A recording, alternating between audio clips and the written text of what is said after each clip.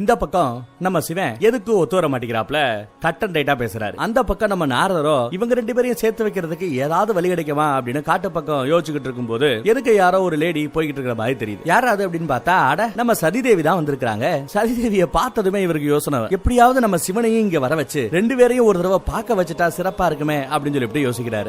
யோசி எப்படி சிவனை இங்க வர வைக்கிறது அப்படின்னு மும்மரமா யோசிச்சுட்டு இருக்காரு. ஒரு ஐடியா சூப்பரா கிளிக் ஆயிடுச்சுங்க. சரிக்கிறாப்ல ஆஹா அருமையான ஐடியா கிடைச்சிருச்சு. நாராயணா நாராயணா அப்படின்னு குஷி யாராரு ஏதோ சேட்டை பண்ண போறாரு அப்படிங்கிறது நல்லா தெரியுது. யோ சிவரே, உன்னையும் சதியும் சேர்த்து வைக்கிறதுக்கு நான் எவ்வளவு பொழப்பு பொழைக்க வேண்டியிருக்குன்னு பாரியா அப்படின்னு புலம்பிக்கிட்டு இருக்காரு. எதுக்கு பார்த்தா ஒரு சிவன் சில பக்கத்திலேயே நிறைய வேலை செய்யறவங்க ஓய்வு எடுத்துக்கிட்டு இருக்காங்க. அவங்கள பார்த்ததும் பக்கத்துல போய் என்னப்பா ஓய்வு எடுத்துட்டு இருக்கீங்களா அப்படின்னு கேட்டா ஆமாங்கிறாங்க. கொஞ்சம் பாட்டு பாடுறேன் சங்கீதத்தோட ஓய்வையும் சேர்த்து எடுங்க அப்படின்னு சொல்ல அவங்களும் சரின்ற இவர் அப்படியே பக்கத்துல உட்காந்து பாட்டு பாட ஆரம்பிக்கிறாரியா மனுஷன். பாடினாலும் பாடினாரு. அங்க உட்காந்துட்டு இருக்கிற அத்தனை பேரையுமே தெரிச்சு ஓட வைக்கிற அளவுக்கு கன்றாவியா பாடுறாரு. பாட்டை சகிச்சுக்க முடியாம அங்க இருக்கிற மக்கள் எல்லாம் தெரிச்சு ஓடுறாங்க. யோ ஏயா போகாதீங்க இருங்கயா அப்படிங்கறதையே அவர் சங்கீதத்திலேயே தான் சொல்றாப்ல. என்ன அது பாட்டை முடிக்கிறதுக்குள்ள பைபிள் எல்லாம் போயிட்டாங்களே அப்படின்னு வருத்தப்படுறாரு. வந்த வேலையை விட்டுவிட்டு எந்த வேலையை பாக்குறாருன்னு பாருங்க. டைவர்ட் ஆயிட்டாப்ல. அப்படியே இன்னும் கொஞ்சம் தூரம் காட்டு பகுதியில நடந்து போய்கிட்டு இருக்கும் போது நிறைய பேர் ஜோடி ஜோடியா வரத பாக்குறாரு. இவங்க எல்லாம் இசை கலைஞர்கள், ஆடல் பாடல்னு இருக்கிறவங்க. அவங்கள பார்த்தது பக்கத்துல போய் என்ன ஏதுன்னு விசாரிக்கிறாரு. விசாரிச்சு பார்த்தா வசந்த கால விழாவுக்காக இவங்களுக்கு அழைப்பு விடுக்கப்பட்டிருக்கான். ஆடி பாடி மக்களை மகிழ்விக்க வைக்கிறதுக்காக எங்களை கூட்டு விட்டுருக்கிறதா அவங்க எடுத்து சொல்றாங்க. இப்ப நம்ம நாரதருக்கு ஐடியா பளிச்சுன்னு கிடைச்சிருதுங்க. வந்தவங்கள உங்களுக்கு ராஜரோட தட்ச மகாராஜாவோட பொண்ணு சதிதேவியை பத்தி தெரியுமா அப்படின்னு கேட்க தெரியுமே அப்படிங்கிறாங்க. அந்த சதிதேவியே இந்த நந்தவனத்துல தான் இங்க பக்கத்துல இருக்காங்க. பக்கத்துல நதியில தண்ணி எடுக்க போயிருக்காங்க.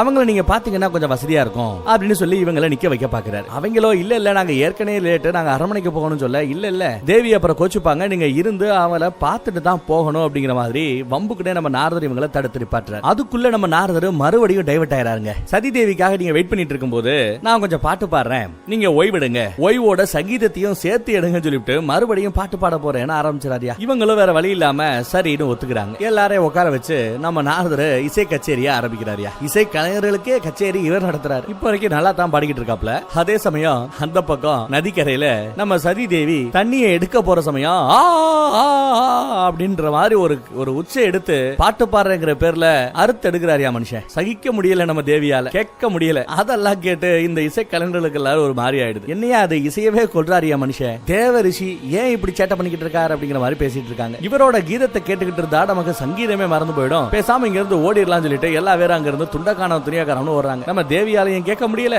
அங்க இருக்கிற பூக்களாலையும் கேட்க முடியல. அந்த பாட்டை கேட்டு பூக்கள் எல்லாம் அப்படியே சொங்கி போகுது. துண்டக்கான துணியாக்காரம்னு இவங்க ஓட பார்த்தா அதுக்குள்ள இவர் பாடின அந்த இசையில அவங்களுக்கு காது வலி வந்து அதுக்கப்புறம் தலைவலி வந்து எல்லா பேரும் பொத்துன்னு மயங்கி விழுந்துறாங்க. இவர் கண்ணை மூடிட்டே பாடிட்டு இருந்தவரு இப்பதான் கண்ணை திறந்து பாக்குறாருங்க. பார்த்தா எல்லா பேரும் மயங்கி கிடக்குறாங்க. இந்த பக்கம் நம்ம சதிதேவியோ யாரு இந்த கத்து கத்துறது, இந்த பாட்டை கேட்டு எத்தனை பேருக்கு என்னாச்சோ அப்படிங்கிற மாதிரி நம்ம சதிதேவி நினைச்சுக்கிட்டு சரி லேட் ஆயிடுச்சு கிளம்புவோம் அங்க இருந்து கிளம்புறாங்க. இதெல்லாம் பார்த்து அந்த கலைஞர்கள் எல்லாம் கவுந்து படுத்து கிடக்கிறத பார்த்து நம்ம நாரதர் மிரண்டு போறாரு. என்னாச்சு அப்படின்னு பதறாரு. அதுல ஒரு பொண்ணு தண்ணின்னு கேட்டதுனால தண்ணியை மோந்து வந்து அந்த பொண்ணுக்கு குடிக்க கொடுக்கிறார். என்னாச்சுமா ஏமா அப்படி படுத்து கிடக்குற அப்படின்னு கேட்டா நாரதரே தேவ கானத்தை பாட போறதா சொல்லிவிட்டு வேதனை கானத்தை நீங்க பாடிட்டீங்க, அதை எங்களால தாக்கு பிடிக்க முடியல, எங்க எல்லாருமே வேதனையோட உச்சத்துக்கு போய் அப்படியே மூர்ச்சை ஆகி கிடக்குறோம், எங்களை காப்பாத்தணும்னா வேற வழி இல்ல, நீங்க எல்லாம் வல்ல அந்த சிவனை கூப்பிட்டு அவர் மூலமா எங்களுக்கு உதவி செய்யுங்க, இல்லைன்னா நாங்க எல்லாரும் செத்துடுவோம், எங்களை காப்பாத்துங்க அப்படின்னு சொல்லிட்டு மறுபடியும் வாங்கி விழுந்துறாங்க. ஆக நம்ம நாரதரோட லீலைகள் இப்படித்தான் ஆரம்பிக்குங்கிறது இப்பதான் நமக்கு தெரிய வருது. நாரதரோ கைகூப்பி எல்லாம் வல்ல சிவனே வாங்க வந்து இந்த மக்களை காப்பாத்துங்க அப்படின்னு கும்பிடுறார். மயங்கி கிடக்கிற இந்த இசை கலைஞர்களை காப்பாத்துங்க, அருள் புரிங்க அப்படிங்கிறார். அந்த பக்கம் நம்ம சிவன் இன்னும் தியானத்துல தான் இருக்காப்ல. தயவு செய்து வந்து இவங்களை காப்பாத்துங்க, இல்லைன்னா இந்த நாரதரின் மீது கொலை பழி விழுந்துரும், அந்த பழியிலிருந்து என்ன மீட்டெடுங்க, என்ன காப்பாத்துங்க அப்படின்னு கெஞ்சுறார். தெரிஞ்சோ தெரியாமலையோ தப்பு பண்ணிட்டேன், தயவு செய்து வாங்க வந்து இவங்களை காப்பாத்துங்க அப்படின்னு காலில் விழுந்து சாஸ்தாங்கமா அப்படியே தரையில படுத்துறாரு மனுஷன். தலை குனிஞ்சு கும்பிடுறாரு. அதுக்கப்புறம் தான் நம்ம சிவன் அந்த பக்கத்துல தியானத்துல இருந்து கண்ணை முடிக்கிறார். நாரதருக்கு முன்னாடி அப்படியே பயங்கரமா பணிகள் சூழ ஆரம்பிக்க ஒரு பழமையான மரத்துக்கு பின்னாடி எல்லாம் வல்ல நம்ம சிவன் காட்சி அளிக்கிறார். அந்த குளிர்ச்சியை நம்ம நாரதராலையும் உணர முடியுது. அப்படியே நிமிர்ந்து பார்த்தா அந்த பனி புயலுக்கு மத்தியில நம்ம சிவனை நம்ம நாரதர் கொஞ்சம் கொஞ்சமா பாக்குறாருங்க. அப்படியே கேமரா க்ளோஸ் அப்ல போகுது. இவர் எதிர்பார்த்த மாதிரியே நம்ம சிவன் நீங்க வந்துட்ட. சதிதேவி இருக்கக்கூடிய அதே காட்டு பகுதிக்கு, அதே வனப்பகுதிக்கு வந்துட்ட. பார்த்ததும் நாரதருக்கு அளவில்லாத சந்தோஷம், திருப்தி. நம்ம கூப்பிட்டதும் அந்த சிவனே வந்துட்டாரு அப்படிங்கிற அந்த சந்தோஷம். நெஞ்சுருக வணக்கத்தை போட நம்ம சிவனோட முகத்தை காமிச்சு அங்க ஒரு பிரேக். மயங்கி கிடைக்கிற அந்த இசை கலைஞர்களுக்கு மத்தியில போய் நம்ம சிவன் நிக்கிறார். அங்கேயே ஒரு பாறையில ஒரு கால கீழே போட்டு இன்னொரு கால சமகால உட்கார மாதிரி உட்கார்ந்து அப்படியே கையை நீட்டி கும்பிட்டதும் ஒரு வீணை அவரோட மடியில வந்து தவழுது. வேதனை கானத்தை பாடி எல்லா பேரையும் மல்லாக்க படுக்க போட்ட நம்ம நாரதரோட இசைக்கு எதிரா தேவ கானத்தை நம்ம சிவன் இப்ப பாட போறார். அந்த தேவ கானத்தை கேட்க கேட்க கேட்க அந்த இசைக்கலைஞரோட உடம்புல ஏதாவது ஒரு மாற்றம் தெரியுதா அப்படின்றத விட இந்த பக்கம் அந்த இசையை கேட்ட நம்ம சதி தேவியோட காது குளிர அவங்க சந்தோஷப்படுறாங்க. இந்த அளவுக்கு இனிமையான ஒரு கீதத்தை அவங்க இந்த வாழ்க்கையில கேட்டதே இல்லையா. அதுவும் சிவனே பாடும்போது எப்படி இருக்கும், தேனாமிர்தமா இருக்கும் இல்லையா. அந்த இசையில, அந்த இசை மலையில அந்த பக்கம் நம்ம சதிதேவி நினைஞ்சுக்கிட்டு இருக்காங்க. யாரு பாடுறாங்கன்றது அவங்களுக்கு தெரியாது, யாரு இசைக்கிறாங்க அப்படிங்கிறது அவங்களுக்கு தெரியாது. ஆனா அந்த இசை மேல அவங்களுக்கு அளவில்லாத ஒரு பாசம். அதே மாதிரி சொங்கி போன பூக்களும் இதழ்களும் இப்ப தானா மலருது. மயங்கி கிடந்த அந்த இசைக்கலைஞர்கள் எல்லாம் அந்த வேத கீதத்தை, அந்த தேவ கானத்தை கேட்டு மூர்ச்சியாகி கிடந்தவங்க எல்லாம் இப்ப எந்திரிச்சு நிக்கிறாங்க. அந்த இசை மலையில அவங்களும் நனைய ஆரம்பிக்கிறாங்க. அப்படியே நடனமாடவே ஆரம்பிச்சிடறாங்க. இந்த பக்கம் அந்த இசைக்கலைஞர்கள் நடனமாடுவதை பார்க்கறத விட அந்த பக்கத்துல நம்ம சதிதேவியோட முகத்துல வரக்கூடிய அந்த சந்தோஷம், அந்த எக்ஸ்பிரஷனை பார்க்கறதுக்கு தான் மனசு அப்படியே தவிக்குது. அப்படியே அவங்களையும் அறியாம அந்த கானம் வந்த திசையை நோக்கி, அந்த இசை வந்த திசையை நோக்கி அப்படியே காலடி எடுத்து வச்சு இவங்க நடக்க ஆரம்பிச்சிடறாங்க. நடை அப்புறம் ஓட்டமா மாறுது, ஓட ஆரம்பிக்கிறாங்க. ஓட்டம் இப்போ வேக ஓட்டமாகுது, வேக ஓட்டம் எடுக்கிறாங்க. அந்த இசையில முழுக்க முழுக்க தன்னை மறந்தவங்க கையில வச்சிருந்த அந்த தண்ணீர் பானை இருக்கு இல்லையா, அத கூட கீழே போடுறத கவனிக்காம போட்டுட்டு தலதறிக்க ஓடி வராங்க, அந்த இசையை நோக்கி ஓடி வராங்க. இந்த பக்கம் நம்ம சிவன் தன்னையும் மறந்து கண்ணை மூடி அந்த கான மலைய அப்படியே கொடுத்துக்கிட்டு இருக்க, அந்த பக்கம் ஒரு வழியா நம்ம சதிதேவி சம்பவம் நடக்கிற அந்த இடத்துக்கு வந்து சேர்ந்துடுறாங்க. நம்ம நாரதர் எதிர்பார்த்தது ஒரு வகையில நடந்து முடிஞ்சிருச்சு. சிவன் மேல இருந்த அந்த கோபத்தை எல்லாம் தாண்டி அந்த தேவ கானத்துல மெய்மறந்து போய் அந்த கூட்டத்துக்கு மத்தியில நின்று இசை கலைஞர்களோட சேர்ந்து இவங்களும் நடனமாட ஆரம்பிச்சிடறாங்க. சுத்தி இருக்கிற அந்த இசை கலைஞர்கள் தங்கள் கூட ஆடுவது இந்த நாட்டோட இளவரசி அப்படிங்கறது தெரிஞ்சதும் அவங்க எல்லாம் அப்படியே அவங்க நடனத்தை நிப்பாட்டிடுறாங்க. மெய்மறந்து போய் நிப்பாட்டுவாங்க. ஒரு கட்டத்துல நம்ம இளவரசி அப்படியே போஸ்ல நிப்பாங்க பாருங்க, அவங்க சிலையா நின்னதும் சுத்தி இருக்கிறவங்க மறுபடியும் நடனமாட ஆரம்பிச்சிடறாங்க. அப்படியே இந்த பக்கத்துல நம்ம சிவன் கண்ணை முழிச்சு பார்க்க அவங்க நடனத்தை நிப்பாட்டி சிவனையே பாக்குறாங்க. சிவன் சதியவே பாக்குறாங்க.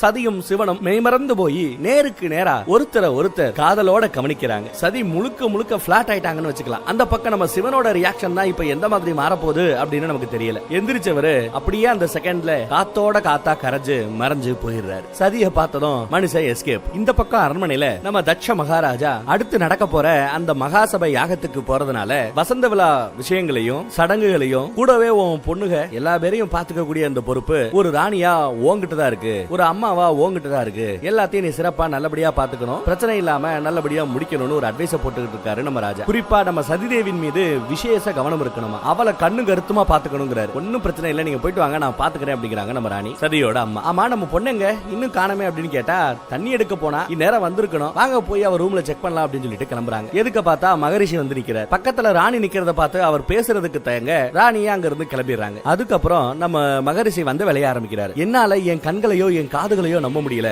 நீங்களா இப்படி நீங்க தினம் வெறுத்து ஒதுக்கக்கூடிய அந்த சிவனையே நீங்க மகாசபை கூட்டத்துக்கு கூப்பிட்டுருக்கீங்க, அந்த மகாசபை யாகத்துக்கு கூப்பிட்டுருக்கீங்க, இதை என்னால நம்ப முடியவில்லையே அப்படின்னு கேட்கிறாரு. என்னால ஏத்துக்கவும் முடியல, என்ன மன்னிச்சுக்கங்கிறாரு. அவர் வர இடத்துக்கெல்லாம் என்னால வர முடியாது, பேசாம நான் அந்த கூட்டத்துக்கு வரலையே, எனக்கு மட்டும் லீவ் கொடுத்துருங்களேன் அப்படிங்கிற மாதிரி பேசுறாரு. இவருக்கு சிவனை கண்டா ஆகாது போல. இந்த மகரிஷியோட பேர் என்ன தெரியுமா? பிரகுவா. பிரகு மகரிஷியே, உங்களோட கோரிக்கையை என்னால ஏற்க முடியாது. சப்த ரிஷிகள்ல முக்கியமான ரிஷியான நீங்க இல்லாம எப்படி? கண்டிப்பா நீங்க வரணும், உங்க கோரிக்கையை ஏற்க முடியாது, ரிஜெக்டட், லீவ் இல்ல அப்படின்ட்டாரு. நீங்க இந்த மகாசபை யாகத்துல கண்டிப்பா பங்கெடுக்கணுங்கிற, ஆனா உண்மையான காரணம் என்னங்கிறது உங்களுக்கு கொஞ்சம் லேட்டா தான் தெரியும், புரிய வருங்கிற. வாங்க போலாம் அப்படின்னு சொல்லிட்டு அந்த மகரிஷியையும் கூப்பிட்டுக்கிட்டு, அவர் பேர் என்ன, பிரகு மகரிஷி, அவரையும் கூட்டிட்டு அங்க இருந்து வெளியில வராங்க. இந்த பக்கம் தன்னை உற்சாக மலையில நனைய வச்ச நம்ம சிவன் டப்புனு காத்துல கரைஞ்சு மறைஞ்சு போயிட்டாப்லையே அப்படின்னு சதிதேவி பாத்துக்கிட்டு இருக்காங்க. நாரதர் வந்து கேக்குறாரு, சிவனும் இசை கலைஞர்களும் குதூகலமா இருக்கக்கூடிய இந்த இடத்துல தட்ச மகாராஜாவோட பொண்ணான சதிதேவிக்கு இங்க என்ன வேலை அப்படின்னு கேக்குறாங்க. அவங்க எந்த பதிலும் சொல்ல முடியாம மௌனமா இருக்காங்க. கவனிச்சீங்களா, சுத்தி இருக்கிற இந்த இசைக்கலைஞர்கள் எல்லாம் உங்களுக்கு வணக்கம் போட்டு ரொம்ப நேரம் கைய கும்பிடபடியே நிக்கிறாங்க, நீங்களும் பதில் வணக்கம் கொடுக்க மறந்துட்டீங்க அப்படின்னு ஞாபகப்படுத்துறாரு. பதிலுக்கு வணக்கம் சொல்றதையே அந்த அம்மா மறந்து போய் அப்படியே நிக்குது. சதிதேவி யாரு, என்னாச்சு, நான் சொன்னது நீங்க கேட்கலையா, நல்லா பாருங்க கலைஞர்கள் எல்லாம் உங்களை வணங்கினபடியே நிக்கிறாங்க அப்படின்னு சொல்ல, அதுக்கு அப்புறம் தான் இவங்க சுயநலவுக்கு திரும்பி எல்லாருக்கும் ஒரு வணக்கத்தை போடுறாங்க. என்ன சிந்தனை அப்படின்னு அவரே தெரியாத மாதிரி விசாரிக்கிறார். ஆமா இந்த காட்டுக்குள்ள உங்களுக்கு என்ன வேலை அப்படின்னு கேட்கிறார். எனக்கு எனக்கு புரிஞ்சு போச்சு.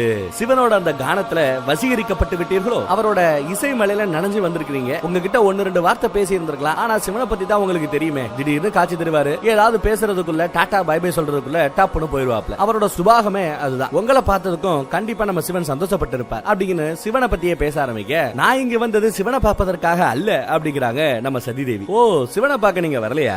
அப்ப எதுக்காக இங்க வந்திருக்கீங்க? ஒருவேளை இந்த இசைக்கலைஞர்களை கூப்பிட்டு போறதுக்காக வந்திருப்பீங்களோ அப்படின்னு கேட்க, ஆமா ஆமா இவங்களை கூப்பிடத்தான் வந்தேன் அப்படின்னு சொல்லி சமாளிக்கிறாங்க. அப்படியே அந்த கலைஞர்களை கூட்டிக்கிட்டு அரண்மனையை நோக்கி நம்ம சதிதேவி புறப்பட்டு போறாங்க. அதுக்குள்ள அந்த பக்கத்துல நம்ம சதிதேவி தண்ணி எடுக்க போனாங்களே இன்னும் வரலையே அப்படின்னு அரண்மனையில கூட பிறந்தவங்க எல்லாம் வருத்தப்பட்டுக்கிட்டு இருக்க, பார்த்தா சதிதேவி இசைக்கலைஞர்களை கூட்டிக்கிட்டு அங்க வந்துகிட்டு இருக்காங்க. அதை பார்த்தா அவங்களுக்கு சந்தோஷம். அவங்களும் இவர்களை வரவேற்கிறாங்க. வசந்த விழாவில பங்கெடுப்பதற்காக தங்களுக்கு அழைப்பு விடுத்ததுக்கே நன்றி சொல்றாங்க. அது மட்டும் இல்லாம தேவி சதிக்கு தான் நாங்க நன்றி சொல்லணும். எங்களை கூட்டு வர்றதுக்காக வரவேற்கிறதுக்காக வனப்பகுதிக்கே சதிதேவி வந்துட்டாங்க அப்படின்னா அவங்களுக்கு இசை மேல எவ்வளவு ஞானம் இருக்கணும்னு பாத்துக்கங்களேன் அப்படின்னு பேசுறாங்க. அப்படியா, வனத்துக்கு வந்தால? ஆமா, நீ தண்ணி எடுக்கிறதுக்கு நதிக்கரை பக்கம் தானே போன, அப்புறம் எப்படி காட்டு பகுதிக்கு மறுபடியும் டைவர்ட் ஆகி போன அப்படின்னு விசாரிக்கிறாங்க. ஆமா, கையில குடத்தோட போன, குடத்தையும் காணோம் தண்ணியும் காணோம் அப்படின்னு மறுபடியும் விசாரிக்கிறாங்க. இப்பதான் இவங்களுக்கு ஆஹா குடத்தை கொண்டு போனோமே, குடத்தை எங்கேயோ போட்டோமே அப்படிங்கிறது ஞாபகம் வருது. முழிக்கிறாங்க. என்னதான் ஆச்சு சொல்லுமா அப்படின்னு நோண்டி நோண்டி துருவி கேட்க ஆரம்பிக்கிறாங்க. கிடைக்காது, உங்களுக்கு பதில் கிடைக்காது. ஏன்னா எல்லாம் அல்ல அந்த ஈசனோட இசை மலையில எங்களோட சேர்ந்து அவங்களும் நனைஞ்சிருக்காங்க. அதனாலதான் என்ன பேசுறதுன்னு தெரியாம முழிக்கிறாங்க அப்படிங்கிற மாதிரி. அவங்களுக்கு இந்த கூட்டு பஞ்சாயத்து எல்லாம் தெரியாது. இந்த குடும்பத்துக்கும் சிவனுக்கும் ஆகாது அப்படிங்கறதெல்லாம் தெரியாது.